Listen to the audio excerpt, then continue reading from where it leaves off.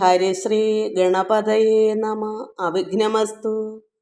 ഓം നമോ ഭഗവതേ വാസുദേവായ ശ്രീകൃഷ്ണ പരമാത്മനേ നമ. എല്ലാ ഭക്തമക്കൾക്കും എൻ്റെ വിനീതമായ പ്രണാമം.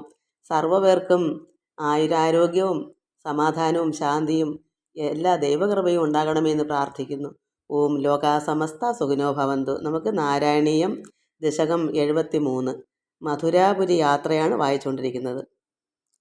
കംസൻ ധനുർയാഗം നടത്തുന്ന ഭഗവാനെ വന്ന് ക്ഷണിക്കാനായിട്ട് അക്രൂരനെ പറഞ്ഞു വിട്ടതനുസരിച്ച് ഭഗവാനെ രഥത്തിൽ കയറ്റി കൊണ്ടുപോകുക മധുരാപുരിയിലേക്ക്. പോകുന്ന വഴിക്ക് ഈ ഗോപസ്ത്രീകളെല്ലാം ദുഃഖത്തിലാണ്ട് കിടക്കുക. സർവ്വപേർക്കും വിഷമ. നദിക്കും മരത്തിനും മൃഗങ്ങൾക്കും എല്ലാവർക്കും ഭഗവാൻ പോകുന്ന ദുഃഖം. അപ്പോൾ വണ്ടിയിൽ കയറി പോയി കാളന്തി നദി തീരം വരെ എത്തിയപ്പോൾ വണ്ടി അവിടെ നിർത്തി അക്രൂരൻ. കഴിഞ്ഞ പ്രാവശ്യം നമ്മൾ വായിച്ചതാണ്. എന്തിനാണ് നിർത്തിയത്? നിത്യകർമ്മങ്ങൾ അനുഷ്ഠിക്കുന്നതിനായി. വെളുപ്പിന് നേരം വെളുക്കാൻ അല്പം മുമ്പാണല്ലോ അവർ തിരിച്ചത്. അപ്പോൾ രാവിലെ കുളിച്ച് നിത്യകർമ്മങ്ങളൊക്കെ ചെയ്യേണ്ട ജോലി ഉണ്ട് ഈ ഭക്തനായ അക്രൂരന്. നമ്മളത് മനസ്സിലാക്കണം. എവിടെ പോയാലും നിത്യകർമ്മങ്ങൾ അനുഷ്ഠിക്കണം. അതായത് നമ്മൾ എന്തൊക്കെയാണ് രാവിലെ ചെയ്യേണ്ട പൂജകളോ പിന്നെ എന്തെങ്കിലും പ്രാർത്ഥനകളോ ഇതൊക്കെയാണ്. അതിന് സ്നാനം ചെയ്യുക, അല്ലെങ്കിൽ ദേഹശുദ്ധി വരുത്തുക. അവിടെ അക്രൂരൻ എന്ത് ചെയ്തു? വണ്ടി നിർത്തി കാളന്തി നദീതീരത്ത് അക്രൂരൻ നദിയിലിറങ്ങി മുങ്ങി, അതായത് കുളിക്കാൻ മുങ്ങിയപ്പം ഭഗവാൻ അദ്ദേഹം എന്താ കാണുന്നത്? വെള്ളത്തിനുള്ളിൽ ഭഗവാനെ കണ്ടു. പെട്ടെന്ന് എന്നിട്ട് പൊങ്ങി. എന്തിനാ? ഭഗവാൻ വണ്ടിയിലുണ്ടോ രഥത്തിൽ ഇരിപ്പുണ്ടെന്നറിയാൻ പെട്ടെന്ന് തന്നെ വെള്ളത്തിൽ നിന്ന് പൊങ്ങിയിട്ട് നോക്കി, കരയിലേക്ക് നോക്കി. അപ്പോൾ ഭഗവാൻ എന്ത് ചെയ്യുന്നു? രഥത്തിൽ തന്നെ ഇരിപ്പുണ്ട്. അപ്പോൾ രഥത്തിൽ ഭഗവാൻ ഇരിപ്പുണ്ട്, വെള്ളത്തിൽ അദ്ദേഹം കണ്ടു. അപ്പോൾ അക്രൂരൻ അത്ഭുത സ്തബ്ധനായിപ്പോയി. കാരണം പരമാത്മാവായ ഭഗവാൻ രഥത്തിൽ ഇരിപ്പുണ്ട് നോക്കിയപ്പോൾ വെള്ളത്തിലും കണ്ടു. അപ്പോൾ അദ്ദേഹം തന്നെ ചിന്തിക്കുക, അല്ല, സർവ്വവ്യാപിയായ ഭഗവാനെ, ഗുരുവായൂരപ്പ, അങ്ങയെ എല്ലായിടത്തും കാണുക എന്നത് ആശ്ചര്യമാണോ? അല്ലല്ലോ. കാരണം സർവ്വവ്യാപിയാണെന്ന് നമുക്കെല്ലാവരും പഠിച്ചു വെക്കും. എവിടെയെങ്കിലും കാണുമ്പോൾ അത്ഭുതപ്പെടുകയും ചെയ്യും. അക്രൂരനും അങ്ങനെ സംഭവിച്ചു. അത് അത്രമാത്രം അത്ഭുത സ്തബ്ധനായി പോയി.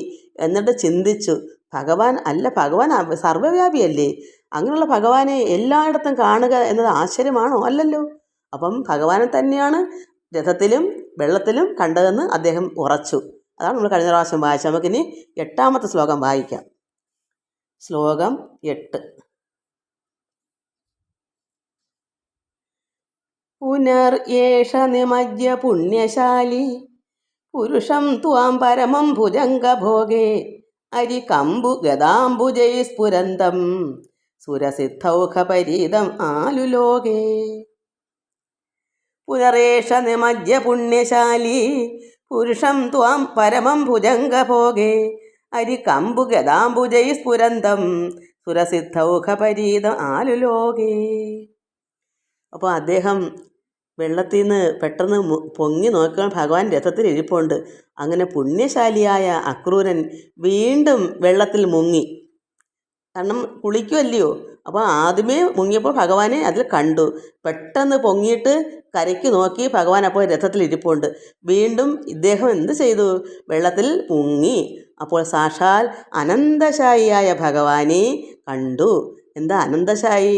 അത് അനന്തൻ്റെ മെത്തയിൽ അതുപോലെ കണ്ടു. പാലാഴിയിൽ എങ്ങനെയാ കിടക്കുന്ന ഭഗവാൻ? അനന്തനിലല്ലേ മെത്ത, പാമ്പിൻ്റെ ചുറ്റിട്ട് മെത്തയായിട്ട് കിടക്കുന്ന അങ്ങനെ അനന്തശായിയായ ഭഗവാനെ കണ്ടു.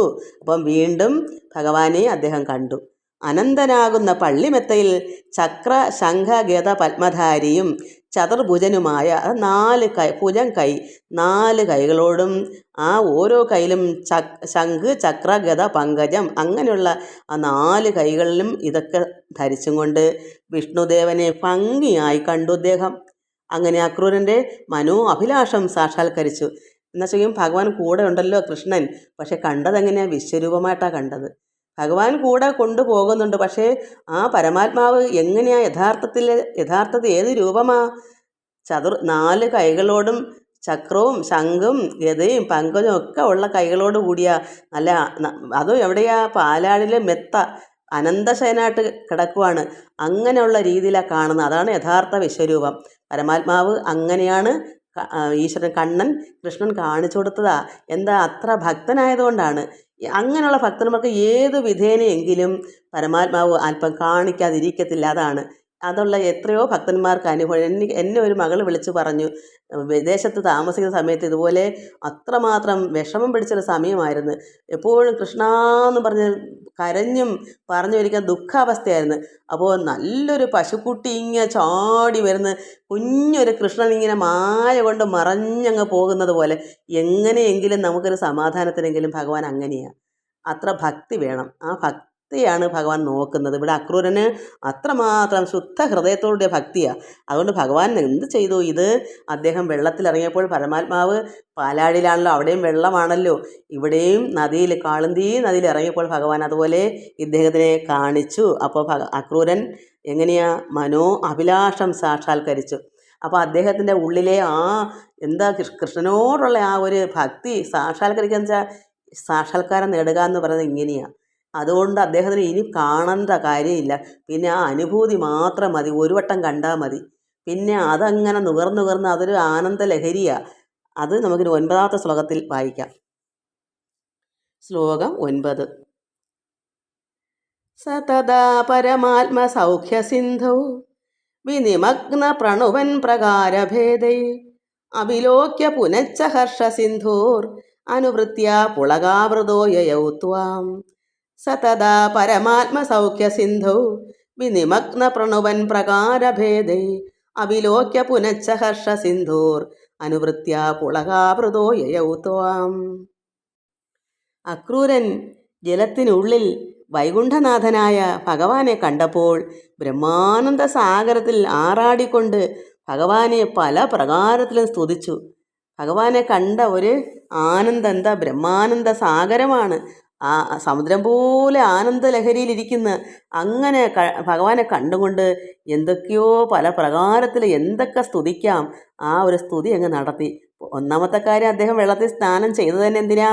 നിത്യകർമ്മം ചെയ്യാനാ, വന്ദിക്കാനാ. നമ്മൾ ശുദ്ധിയായിട്ട് ഈശ്വരാരാധന രാവിലത്തെ സന്ധ്യയാണല്ലോ. അപ്പോൾ ഒരു പ്രാർത്ഥനയുണ്ട്. ഇദ്ദേഹം എന്തായാലും വെള്ളത്തിൽ അങ്ങനെ ആണെന്നല്ലോ ഇറങ്ങി കുളിക്കുന്നത്. അപ്പോൾ ഭഗവാനെ കണ്ടുകൊണ്ട് തന്നെ പ്രാർത്ഥിച്ചോട്ടെ എന്ന് ഭഗവാനും കരുതി കാണും. അതുകൊണ്ട് ഇദ്ദേഹം ആ ബ്രഹ്മാനന്ദ സാഗരത്തിൽ ആറാടിക്കൊണ്ട് തന്നെ പല പ്രകാരത്തിലും ഭഗവാനെ തന്നെ അദ്ദേഹം സ്തുതിച്ചു. പിന്നെ ആ രൂപം അപ്രത്യക്ഷമായതിനാൽ വീണ്ടും കാണാനുള്ള സൗഭാഗ്യം അക്രൂരന് ഉണ്ടായില്ല. കാരണം ഒരു വട്ടം കണ്ടാൽ മതി. പിന്നെ ആ ആനന്ദ ലഹരി പിന്നെ അതിൽ നിന്ന് പോകത്തില്ല. നമ്മുടെ ഉള്ളിൽ നിന്ന് എപ്പോഴും ഭഗവാനുള്ള ചിന്ത വരുമ്പോഴെല്ലാം നമുക്ക് ആ ലഹരിയാണ്. അപ്പോൾ അങ്ങനെ എന്നാൽ ഉള്ളിലെ പരമാനന്ദാനുഭൂതി കെട്ടടങ്ങിയില്ല. അതിങ്ങനെ അടങ്ങാൻ പറ്റും? അങ്ങനെ അടങ്ങണമെങ്കിൽ തന്നെ നമുക്ക് വേറെ ചിന്തയായി പോകണം. എങ്ങനെയാ? ഇതെല്ലാം കളഞ്ഞിട്ട് ലൗകികമായ ചിന്തയിലേക്ക് പോകുന്നവർക്ക് അതങ്ങനെ പോകത്തില്ല. എന്താ കാരണം? അമൃത് കഴിച്ചിട്ട് നമ്മൾ അമേധ്യം കഴിക്കുമോ? നമ്മുടെ ഉള്ളിൽ നല്ല സുന്ദരമായ അമൃത് ഭക്ഷിക്കുക, ആനന്ദമായിരിക്കുന്ന അമൃത്, അതിനെ കളഞ്ഞിട്ട് വേറെ ചള്ളിലേക്ക്, അതായത് അമേധ്യ അത്രമാത്രം നികൃഷ്ടമായ ആഹാരത്തിലേക്ക് നമ്മൾ പോകുമോ? അതാണ് ഇതിനെല്ലാം 1ാമത്തെ പറയാൻ അതേ പറ്റൂ. കാരണം അത്ര ആനന്ദമാണ്. ഈ ആനന്ദം വീട്ടിൻ്റെ ഉള്ളിൽ അനുഭവിക്കുന്ന ഈ ആനന്ദം കളഞ്ഞിട്ട് നമ്മൾ എവിടെ പോകാനൊക്കെ എങ്ങോട്ട് വിളിച്ചാലും പോകാൻ പറ്റത്തില്ല. നമുക്ക് തോന്നും നമ്മുടെ ആനന്ദം ഈ മുറിയിലാണെന്ന്. എനിക്ക് തോന്നുന്നത് അങ്ങനെയാണ്. അതുപോലെ ആ വെള്ളത്തിൽ കുളിച്ചപ്പോൾ കണ്ട പരമാത്മാവിനെ ആനന്ദ ലഹരി ആ അക്രൂരൻ്റെ ഉള്ളിൽ നിന്ന് കെട്ടടങ്ങത്തില്ല. അതെപ്പോഴും മരണം വരെ അത് കാണും. അല്ലെങ്കിൽ നമ്മൾ ബോധമില്ലാതെ ഇതിൽ നിന്ന് തിരിഞ്ഞ് ഈ ലോകചിന്തയിലേക്ക് എല്ലാം ത്യജിച്ചിട്ട് പോകണം. എങ്ങനെയാണ്? എല്ലാം ത്യജിച്ചിട്ടാണ് പരമാത്മാവിലേക്ക് ചേരുന്നത്. അത് അതേപോലെ അടുത്ത് കളഞ്ഞിട്ട് അതാണ് ഞാൻ പറയാം, അമൃതം കൊണ്ടിട്ട് അമേധ്യത്തിലേക്ക് തിരിയും ആരെങ്കിലും. അതുകൊണ്ട് ഈ അനുഭവം നമുക്കൊരിക്കലും മറക്കാൻ പറ്റത്തില്ല. ഉള്ള കാലവും നമ്മൾ അനുഭവിച്ചുകൊണ്ട് തന്നെ ഇരിക്കും ആനന്ദലഹരി. അതുകൊണ്ട് ഈ അക്രൂരനും ഉള്ളിലെ പരമാനന്ദ അനുഭൂതി കെട്ടടങ്ങിയില്ല. എന്നുവെച്ചാൽ വീണ്ടും കണ്ടില്ല, സൗഭാഗ്യം പിന്നെ കാണാൻ ഉണ്ടായില്ല എങ്കിൽ പോലും അദ്ദേഹത്തിൻ്റെ ഉള്ളിലെ പരമാനന്ദ അനുഭൂതി കെട്ടടങ്ങിയില്ല. ആ ആനന്ദം മനസ്സിൽ നിറഞ്ഞു തന്നെ നിന്നു. അത് അനുഭവമുള്ളവർക്ക് അത് പറഞ്ഞാൽ മനസ്സിലാവും. അറിയാത്തവർക്ക് അത് അറിയുന്നത് വരെ നമ്മൾ എന്താ ഈ പറയുന്നത് മനസ്സിലാവത്തില്ല. അനുഭവം കൊണ്ട് ഞാനും അത് തന്നെ പറയുന്നത്. ഇത് നമുക്ക് കെട്ടടങ്ങത്തില്ല. അത് കൂടി കൂടി കൂടി കൂടി വരും. അതെന്താ? അതാണ് ആ ഒരു ലഹരി. അങ്ങനെയാണ്. ആ ആനന്ദം മനസ്സിൽ നിറഞ്ഞു തന്നെ നിന്നു. പിന്നെ പെട്ടെന്ന് വന്ദനാദി കർമ്മങ്ങൾ കഴിച്ച് കോരിത്തരിച്ചുകൊണ്ട് ഭഗവാന്റെ സമീപത്തേക്ക് ചെന്നു. കാരണം കോരിത്തരിച്ചു പോവുക, ഐസ് വെള്ളത്തിൽ നിന്ന് വീണക്കൊന്നുമല്ല, അതിനേക്കാൾ ഉപരിയാണ്. അപ്പോൾ അത്രമാത്രം ശരീരം കോരിത്തരിച്ച് കുളിർമയോട് പരമാത്മാവിൻ്റെ കൃഷ്ണൻ്റെ അടുക്കലേക്ക് ചെന്നു. അപ്പം 10ാമത്തെ ശ്ലോകത്തിൽ എന്താ ഭഗവാൻ പറയുന്നത്? ശ്ലോകം 10. കിമു ശീതളിമ മഹാൻ ജലേ യൽ പുളകോസൗ ഇതി ചോദിതേന തേന അതിഹർഷ നിരുത്തരേണ സാർത്ഥം രഥവാ അസീ പവനേശ പാഹിമാൻ ത്വം. കിമു ശീതളിമാ മഹാൻ ജലേ യൽ പുളകോസൗ ഇതി ചോദിതേന തേന അതിഹർഷ നിരുത്തരേണ സാർത്ഥം രഥവാസീ പവനേശ പാഹിമാം ത്വം. ഇങ്ങനെ കോരിത്തരിച്ചുകൊണ്ട് ചെല്ലുന്ന അക്രൂരനോട് ഭഗവാൻ ചോദിക്കുന്നത്, എന്തേ കാളന്തിയിലെ ജലത്തിന് വല്ലാത്ത തണുപ്പ് അനുഭവപ്പെട്ടോ? കാരണം ഇങ്ങനെ എന്താ പറയുക, അത് അത്രമാത്രം കോരിത്തരിച്ച ഒരു കുളിർമ, അത് പറഞ്ഞറിയിക്കാൻ കുളിർമയൊന്നും അല്ല, അതിൻ്റെ 4 മടങ്ങ് കുളിർമയെന്ന് പറയണം. ആ അനുഭൂതി, അത് നമ്മൾ വെള്ളത്തിൽ കുളിച്ചാലും ഈ അനുഭൂതി നമുക്കുണ്ട്. അപ്പോൾ അത് ഒരു വല്ലാത്തൊരു ഐസ് ദേഹത്തിൽ എങ്ങനെ അതുപോലെ ഉള്ള അത് ഭഗവാൻ ചോദിക്കുന്നത് എന്തേ? ഭഗവാൻ അറിയാം. ഭഗവാനല്ലേ ഇത് പ്രത്യക്ഷമായി കാണിച്ചു കൊടുത്തത് ഭക്തന്. അത്രമാത്രം ഭക്തി ഉള്ളത് കൊണ്ട്. അപ്പോൾ ഭഗവാൻ ചോദിക്കുന്നത്, എന്തേ കാളന്തിയിലെ ജലത്തിന് വല്ലാത്ത തണുപ്പ് അനുഭവപ്പെട്ടോ? ആകെ കോരിത്തരിച്ചിരിക്കുന്നുവല്ലോ എന്ന് ഭഗവാൻ ചോദിച്ചു. എന്ന് ഭഗവാൻ അക്രൂരനോട് ചോദിച്ചപ്പോൾ ഉത്തരം ഒന്നും പറയാൻ ശക്തനല്ലാത്ത, അപ്പം അതിന് ശക്തിയില്ല പറയാൻ. കാരണം എന്താ? അനുഭൂതി കൊണ്ട് ഒന്നും കാരണം പറയാനും അറിയിക്കാനും പറ്റാത്തൊരവസ്ഥയായത്. അനുഭൂതി അങ്ങനെയാണ്. അതുകൊണ്ട് ഇങ്ങനെ ഭഗവാൻ ചോദിച്ചു, ആകെ കോരിത്തരിച്ചിരിക്കുന്നുവല്ലോ എന്ന് ഭഗവാൻ അക്രൂരനോട് ചോദിച്ചപ്പോൾ ഉത്തരം ഒന്നും പറയാൻ ശക്തനല്ലാത്ത അക്രൂരനോട് കൂടി രഥത്തിൽ ഉപവിഷ്ടനായ കൃഷ്ണ, ആര് പറയുന്നു? ഇങ്ങനെ അനുഭവമുള്ള കൃഷ്ണ അല്ലെങ്കിൽ അക്രൂരനോട് ഇതൊക്കെ കണ്ടുകൊണ്ട് നിൽക്കുന്ന ഈ പട്ടത്തിരിപ്പാട് ഈ കഥ ഉള്ളിൽ കണ്ടുകൊണ്ട് പറയുന്നത്, അങ്ങനെയുള്ള ഭഗവാനെ കൃഷ്ണ, അങ്ങ് എന്നെ രക്ഷിക്കണമേ.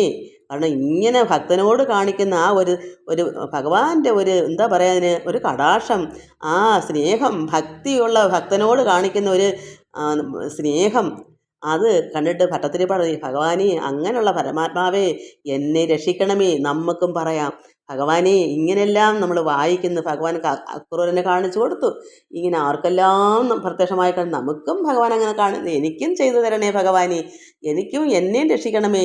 നമ്മളെ രോഗത്തിൽ നിന്ന്, നമുക്ക് വിഷമത്തിൽ നിന്ന് എല്ലാ കാര്യങ്ങളും ഭഗവാൻ കാട്ടിത്തരണമേ, നന്മ തരണമേ എന്ന് നമ്മൾ ഓരോ ശ്ലോകങ്ങൾ ചെല്ലുമ്പോഴും പറയണം. ഭട്ടത്തിരിപ്പാട് അങ്ങനെ പറയുന്നത് പോലെ നമ്മളും പറയണം. അതുകൊണ്ട് ഭഗവാനോട് പറയുന്നു, അക്രൂരനാണെങ്കിൽ ഇതിനെപ്പറ്റി പറയാനൊക്കാത്ത വണ്ണം അത് ശക്തിയില്ല, അത്രമാത്രം ആനന്ദ നിർവൃതി അനുഭവിച്ചുകൊണ്ടിരിക്കുന്നതുകൊണ്ട് മറുപടി പറയാൻ പറ്റാതെ അക്രൂരനോട് കൂടി രഥത്തിൽ ഉപവിഷ്ടനായ കൃഷ്ണ, രണ്ടുപേരും പെട്ടെന്ന് തന്നെ രഥത്തിൽ ഉപവിഷ്ടനായി ഇരുന്നു.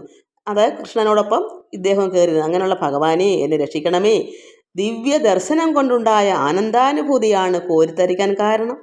അപ്പോൾ എന്താ ഇനി കോരിത്തരിക്കുന്നേ? ദിവ്യ ദർശനം. നമ്മൾ ഒരു വട്ടം ദിവ്യദർശനം കണ്ടാൽ അത് ഓർത്താൽ മതി, അത് പിന്നെ കാണണ്ട. അത് തന്നെയാണ് ആ അനുഭവം തന്നെ എപ്പോഴും. ആ ഒരു അനുഭൂതി നമുക്ക് വിട്ടു പോകത്തില്ല, ഇതുവരെയും വിട്ടു പോയിട്ടില്ല. അപ്പോൾ ഇനിയും അങ്ങനെയാണെന്ന് നമുക്ക് വിശ്വസിക്കാം. അതുകൊണ്ട് ദിവ്യ ദർശനം കൊണ്ടുണ്ടായ ആ ആനന്ദാനുഭൂതിയാണ് കോരിത്തരിക്കാൻ കാരണം. ആ അനുഭൂതി വാക്കുകൾ കൊണ്ട് അറിയിക്കാനാവില്ല.